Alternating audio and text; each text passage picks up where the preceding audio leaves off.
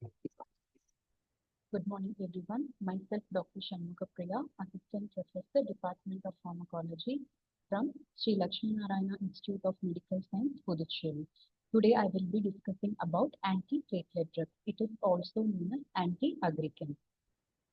So first, we will be discussing about the normal physiology part, that is role of platelets, followed by mechanism of action of drugs that is going to inhibit the platelet aggregation.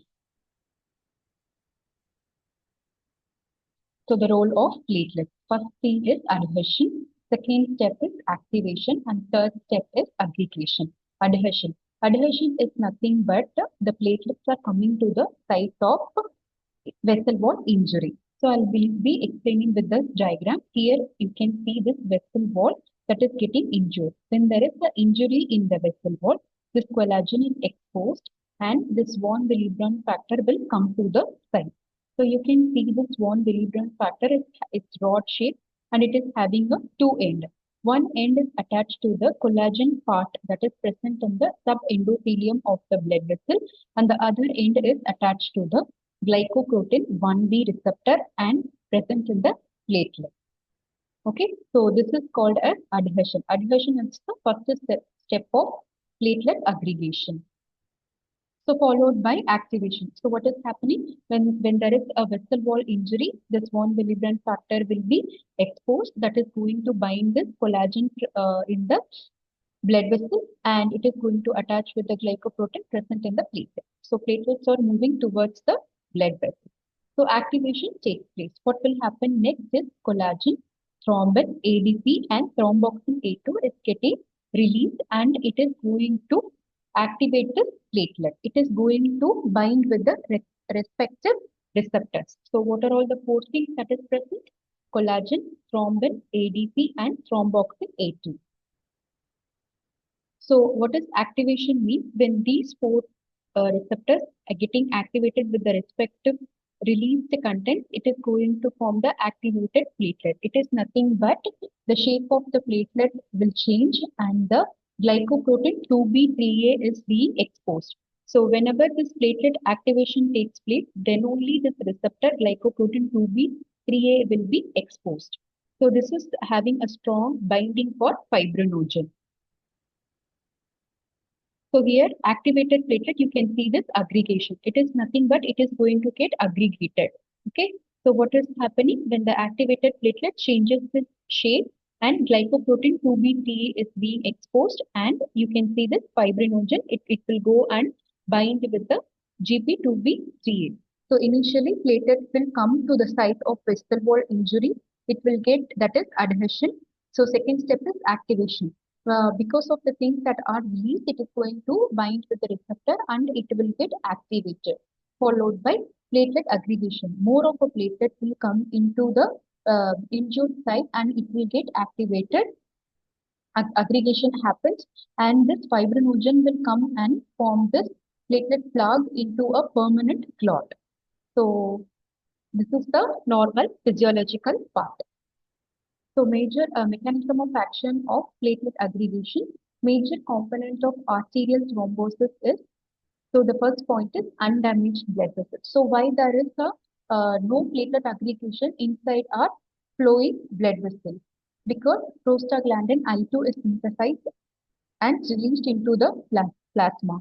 It acts on its receptor and increases the cyclic AMP and it inhibits platelet aggregation. So when you know these two things, one is from the COX pathway, prostaglandin I2, I for I, it inhibits platelet aggregation, and thromboxane A2, it causes platelet aggregation. So what we need is prostaglandin I2. So normally prostaglandin I2 in our body, in our blood vessel, it inhibits platelet aggregation. That's why our blood is flowing without forming any platelet aggregation. So when there is a damage in the endothelium, it will not synthesize prostaglandin I2. So what will happen when there is a decreased level, like no synthesis or decreased level of prostaglandin I2, cyclic AMP will decrease and causes platelet aggregation. So the another mechanism in this is cyclic AMP is metabolized by phosphodiesterase to 5-AMP. So what we need to do is So when you inhibit this phosphodiesterase, the level of cyclic AMP will increase. When the increased level of cyclic AMP acts on its receptor and causes inhibits platelet aggregation. So what we need to do is we are going to inhibit this enzyme phosphodiesterase and increases the level of cyclic AMP. So this is the first point you need to remember. Okay.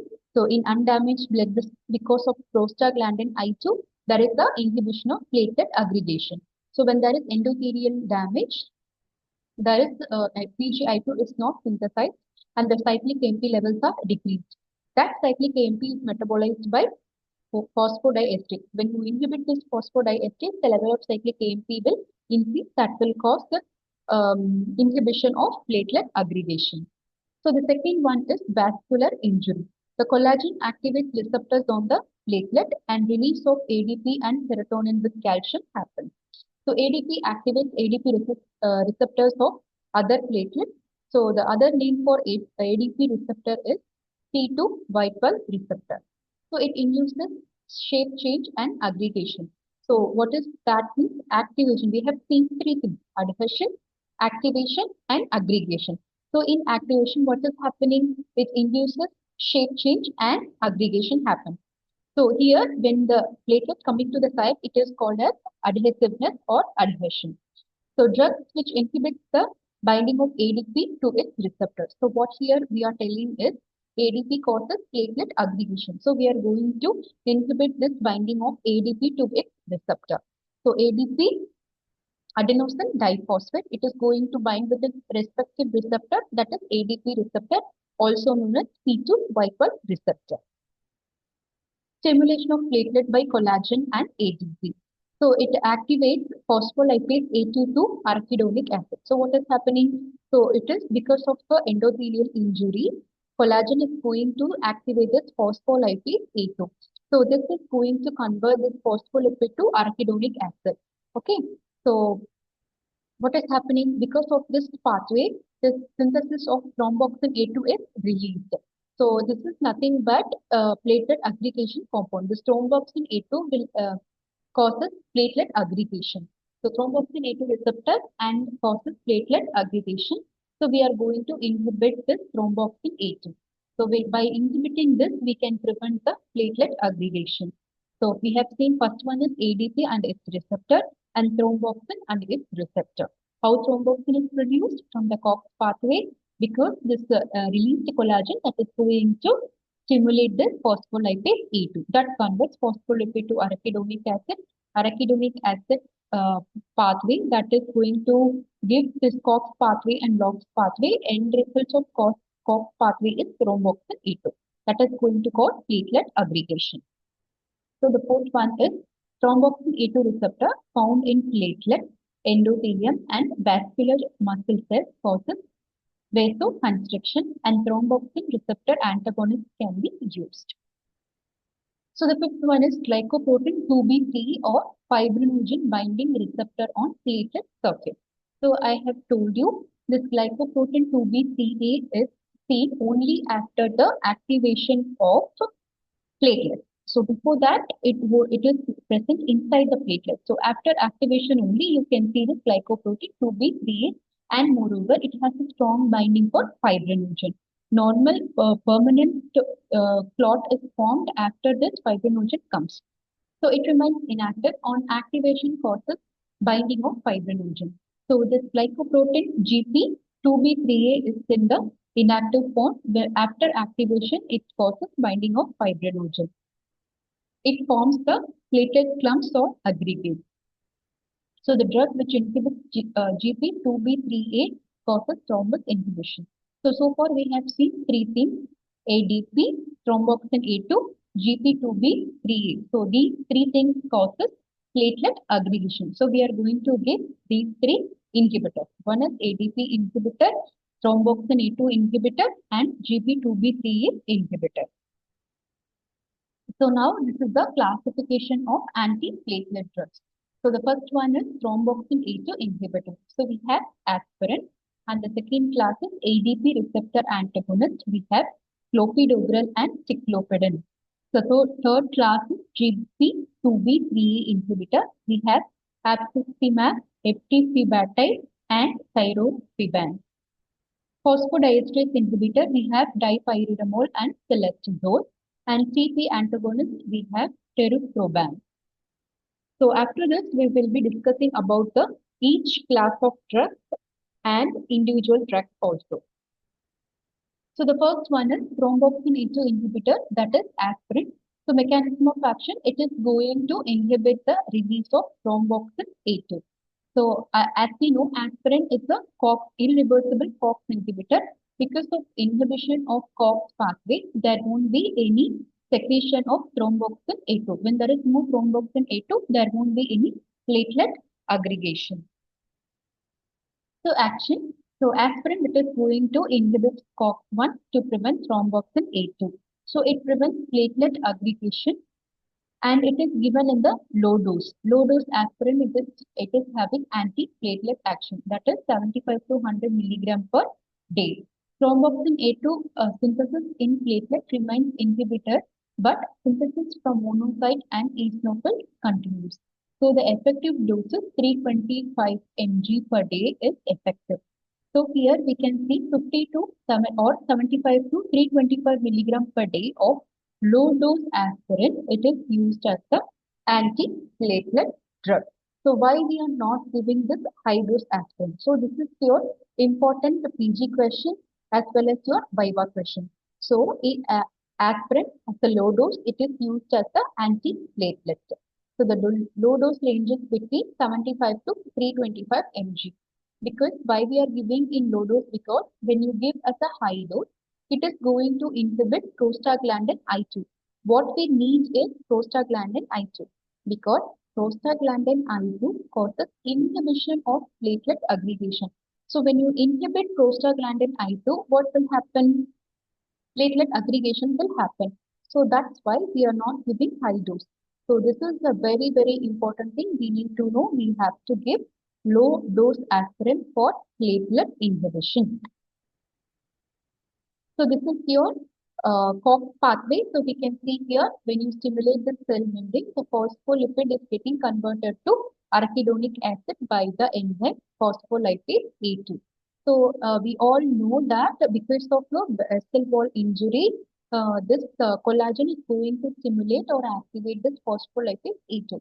Because of that, this arachidonic acid is getting converted into PGG2 followed by PGH2 and thromboxane A2 is released. Because of that only we are going to block this pathway by giving aspirin and here thromboxane E2 is not produced. So we have two different, this is your revision part. So we have two different pathways. One is LOX pathway, another one is COX pathway. LOX pathway is 5-lipoxygenase pathway. It is going to produce leukotriene, LTP4, LTD4 and LTE4. And we have COX pathway, nothing but cyclooxygenase enzyme that is going to convert arachidonic acid to prostaglandin G2. G2 followed by H2 that is going to give thromboxane A2, PGI2, PGE2, PGF2 alpha, PGD2. D2 getting converted to PGJ2. Okay, so that's why we are going to give COX inhibitor aspirin. Pharmacokinetic part. Rapid absorption in the stomach and upper GI is there and peak plasma concentration achieved with 10 to 15 minutes. Irreversible inhibition of enzyme cyclooxygenase COX and therefore causes irreversible inhibition of platelet for the rest of their lifespan, that is 7 to 10 days. So lifespan of a platelet is 7 to 10 days. It is going to inhibit COX enzyme, irreversible inhibitor of COX. We have studied that in NSAID that aspirin is the irreversible inhibitor of COX enzyme. So what are all the uses where it is used? Aspirin as a antiplatelet drug in low dose. So secondary prevention of transient ischemic attack, ischemic stroke and myocardial infarction. Second one is prevention of ischemic events in patients with angina pectoris. Prevention of coronary artery bypass graft occlusion. That is nothing but CAPG occlusion. So adverse effect of aspirin. So we have gastric mucosal damage, respiratory and acid-base balance alteration, increase in bleeding tendency, hypersensitivity, renal insufficiency, and Reye syndrome. So you need to know about the drawbacks also. It is having a risk of gastrointestinal adverse events like ulceration and bleeding, allergic reaction. It's not a very effective antithrombotic drug, but it is widely used because of ease of use. It is available as a easily to the patient. Lack of response in some patients because of aspirin resistance.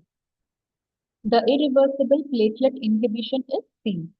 Okay, so as far as UG people are concerned, this aspirin is a very important question. This can be asked as a short note or long note also. So, what are the drug interactions seen with aspirin? Aspirin should not be combined with ibuprofen. Both compete with the serine residue of COX-1, so it prevents the active absorption of aspirin. So aspirin to be given 1 hour before or 8 hours later should be given. So the second class of drug is, so first class what we have studied is thromboxane A2. Second class what we are going to see is ADP receptor antagonist. So we have two different class. One is irreversible inhibitor, another one is reversible inhibitor. Irreversible inhibitor we have clopidogrel, ticlopidin and prasugrel, and reversible inhibitors we have cangrelor, ticagrelor. So the first one is all the irreversible inhibitors are prodrugs. Okay. So reversible inhibitors are not the prodrugs. What you need to know is irreversible inhibitors, ADP receptor antagonists are prodrugs.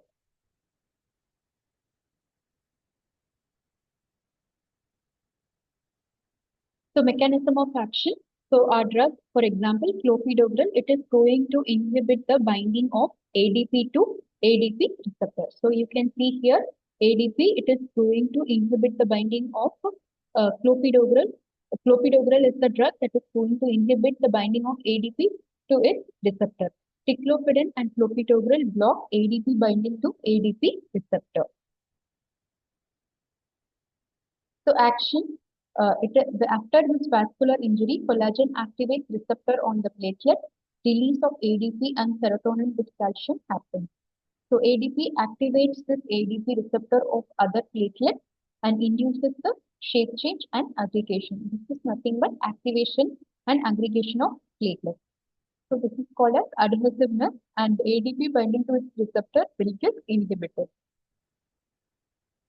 Pharmacokinetic part, clopidogrel is safer drug and it is given 75 mg OD. Ticlopidin is having hematological side effects, so it is reserved for those who intolerant to other drugs. Prasugrel, it is a recent drug and more potent and rapid acting drug, and it is a prodrug. So I have told you before only all the irreversible drugs are prodrugs.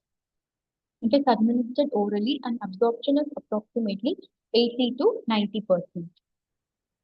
So uses, it is used in case of prevention of ischemic complication after myocardial infarction, stroke and established peripheral vascular disease. Secondary prevention of ischemic complication in patients with acute coronary syndrome. The drawback, clopidogrel is slightly more effective than aspirin. With aspirin, clopidogrel binds irreversibly to platelets. In some patients, there is a resistance to clopidogrel treatment. So I told you this clopidogrel is a prodrug and it is getting activated by CYP2C19. When there is mutation in this can cause resistance to the drug. So the third class is phosphodiesterase inhibitors. The two drugs are dipyridamole and silestazole. So mechanism of action. So dipyridamole, it is going to inhibit this phosphodiesterase. Because of that, cyclic AMP level will increase. So that is going to inhibit the platelet aggregation. So the action, undamaged blood vessel, prostaglandin I2 synthesized and released into the plasma, and it acts on its receptor and increases the cyclic AMP and inhibits the platelet aggregation. So this is the normal role. And what happens when there is the damaged endothelium that will not synthesize this PGI2 and cyclic AMP decreases and causes platelet aggregation. Cyclic AMP is metabolized by phosphodiesterase to 5-AMP. So this inhibition of enzyme causes increase the level of cyclic AMP that will inhibit platelet aggregation. The pharmacokinetic part incompletely absorbed from GIT about 75 minutes after oral administration, more than 90% bound to plasma protein. Half-life of 10 to 12 hours is seen. It is metabolized in the liver, mainly excreted as glucuronide in the bile. A small amount is excreted in the urine. So the secondary prevention, it is uses of this dipyridamole and celestosol is, it is the secondary prevention of ischemic complication after TIA, that is transient ischemic attack or ischemic stroke, in combination with aspirin. Celestosol, it is used for the treatment of intermittent claudication. Adverse effect, exacerbation of angina, headache, tachycardia, and coronary state phenomenon is seen. So these are the adverse effects of dipyridamole. So dipyridamole is a drug that will show coronary state phenomena.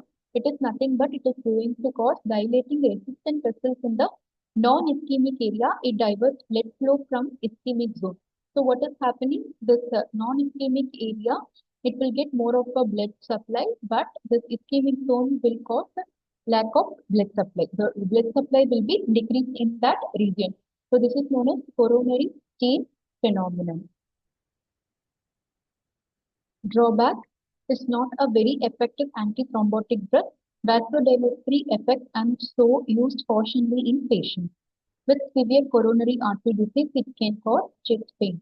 So chest pain can be aggravated in case of severe coronary artery disease. So from this slide, on the previous slide, you need to know dipyridamole that is going to inhibit this phosphodiesterase that will cause coronary stain phenomenon in patients with MI. So the next class of drug is glycoprotein 2B3A receptor antagonist. So we have three drugs, apixaban, eptifibatide, and pyropheben. So we have one monoclonal antibody that is apixaban and other two drugs, eptifibatide and pyropheben. So here you can see this after activation of this platelet, this glycoprotein 2B3A is being exposed. So this is having a strong activation for fibrinogen. So fibrinogen will come and bind with this receptor glycoprotein 2B3A. So you can see this glycoprotein 2B3A antagonist. It will come and bind with this receptor. So when this GP2B3A antagonist bind with this respective receptor, what will happen? This fibrinogen, it won't bind with the receptor. So pharmacokinetic part, it is available only for intravenous administration. Bolus dose followed by continuous infusion produces constant free plasma concentration. Platelet function generally recovers over the course of 48 hours. It remains in the circulation for 15 days or more in platelet-bound state. So apixaban, it is the monoclonal antibody, also binds with alpha-2b and beta-3. So uses, it prevents reocclusion and recurrent MI, prevention of ischemic cardiac complication in patients with ACS without HC elevation. During PCI, so PCI is nothing but percutaneous intervention. During PCI in combination with aspirin and heparin. So these are all the uses. Adverse effect, thrombocytopenia and constipation. Uses, so where GP2B3 receptors are used. In case of myocardial infarction, unstable angina, coronary bypass implant, prosthetic heart valves and AV shunt, venous thromboembolism, and peripheral vascular disease, transient ischemic attack. So this is all about this antiplatelet drug. I want to share a few important things about antiplatelet drug. I will discuss those things. So for arterial thrombus, we will be using this antiplatelet drug. For venous thrombus, we will be using anticoagulant. Okay. So the important question, so it can be antiplatelet can be used as a antiplatelets can be act as a 5 mark question or essay question. Aspirin, the role of aspirin can be act as a 5 mark question. Mechanism of action, uses, adverse effects, and its limitation. So the next part is, I can tell you this, coronary stage phenomenon is seen with the dipyridamole. So what is dipyridamole? What is the mechanism of action? So the next part is, so the next important thing you need to know is why aspirin low dose it is used, why not high dose? So we will be doing this small revision part. What is what is the mechanism of action and platelet aggregation and how we are going to inhibit it. One is prostaglandin I2, that is the produced in our body, synthesized in our body, that inhibits platelet aggregation. Because of lack of it, we are going to give phosphodiesterase inhibitor to increase cyclic AMP, that is going to cause inhibition of platelet aggregation. So here phosphodiesterase inhibitor is dipyridamole and telestazole. So vascular injury, we have three different things. One is ADP, another one is ADP receptor blocker, thromboxane A2 inhibitor, and GP2B3A inhibitor. So here ADP receptor is also known as C2 bypass inhibitor. Okay, don't get confused when you see this ADP receptor and C2 bypass inhibitor. So they can be act as any format. Okay. So the next one is thromboxane A2. This is nothing but your COX pathway. Thromboxane A2 will cause platelet aggregation. So we are going to inhibit this thromboxane A2 by giving aspirin, irreversible inhibitor of COX pathway, that is aspirin. Okay. So GP glycoprotein 2B3A inhibitor or fibrinogen binding receptor inhibitor. So this is the classification part. So let's revise this classification with mechanism of action. Thromboxane A2 receptor, that is aspirin, that is going to inhibit this irreversible inhibitor of COX, that is going to inhibit COX enzyme. ADP receptor antagonist, we have clopidogrel and ciclopidin, that is going to inhibit this ADP receptor antagonist. Okay. So I wanted to tell you two things. This what is the difference between thromboxane A2 inhibitor, ADP receptor antagonist, and GP2B3A inhibitor? Yes, you can see from the diagram also. Otherwise, with the explanation also, you can come to know the differences. Thromboxane A2 inhibitor inhibits both platelet activation and aggregation. ADP receptor antagonist, that is going to inhibit platelet activation and platelet aggregation. But this GP2B3A inhibitor is going to inhibit only platelet aggregation because this receptor is exposed after activation only. You can see the difference in the diagram. So what you need to know is this two class, thromboxane A2 inhibitor and ADP receptor antagonist, that is going to inhibit platelet activation and platelet aggregation. But this GP2B3A receptor inhibitor, it is going to inhibit only platelet aggregation because this receptor is exposed only after platelet activation. Okay. So phosphodiesterase inhibitor, that is dipyridamole and telestazole. So you can see the difference in the diagram. So ADP and thromboxane A2, you can see this image, the platelet is not activated. Before activation, it will be in this shape, and after activation, shape changes will be seen. So phosphodiesterase also before activation only. It will inhibit both platelet activation and platelet aggregation. Phosphodiesterase inhibitor and ADP and thromboxane A2. So here you can see this abscessimab, eptifibatide and thyrofibin. So you can see this diagram change. It is going to inhibit only platelet aggregation because here the platelet activation has been occurred. So this is the difference between these two classes and phosphodiesterase also. When you see this, you can see the difference. Here you can see this platelet phosphodiesterase inhibitor. Before activation, it is going to inhibit, and here it is ADP mechanism of action. You can also see here the platelet is not being activated. Before activation only, we are giving ADP receptor, and here it is aspirin, thromboxane A2 inhibitor. So here you can see the shape change. Shape change is not seen with this thromboxane A2. Okay, so I hope you have clear knowledge about antiplatelet drug. So what you need to know is normal physiological part. What is the role of the platelet? That is adhesion, activation, and aggregation following the vessel wall injury. Okay, after vessel wall injury, adhesion, activation, and aggregation of platelets will take place that will form a clot. So to prevent that, we will be giving antiplatelet drugs in arterial thrombus. In venous thrombus, we will be giving anticoagulant. So here, so the important thing is ADP receptor inhibitor, thromboxane A2 inhibitor, GP2B3A inhibitor, and phosphodiesterase inhibitor. Okay, so this is the important class. You need to write with the, if you explain with the diagrammatic representation, it is well and good. Otherwise, you need to write with the point. Okay, yeah, this is the full explanation part. So you can prepare from this.